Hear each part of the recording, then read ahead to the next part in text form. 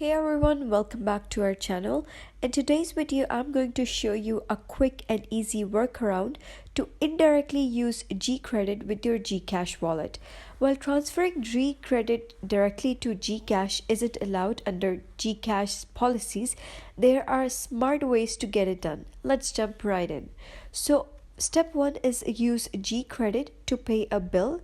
First, open your GCash app and tap on Pay Bills. Select a biller like utilities, telecom services, or anything else that accepts GCredit. When making the payment, choose GCredit as your payment option. Then finally confirm the transaction and you're all set. You have now used GCredit to pay the bill. Let's move on to the next step.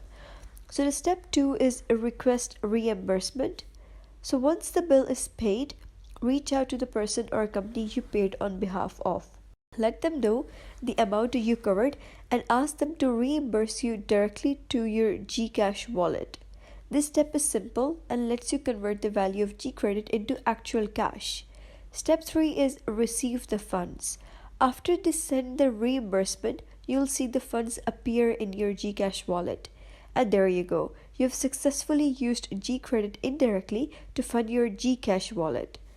There are some notes and tips that before we wrap up, here are a couple of important points. This is not an official feature but a workaround plan, so plan your transaction carefully. Always use GCredit responsibly to avoid unnecessary interest or penalties. That's it for today's video. If you found this guide helpful, don't forget to give it a thumbs up, share it with your friends, and hit that subscribe button for more tips like this. Thanks for watching. I'll see you in the next video.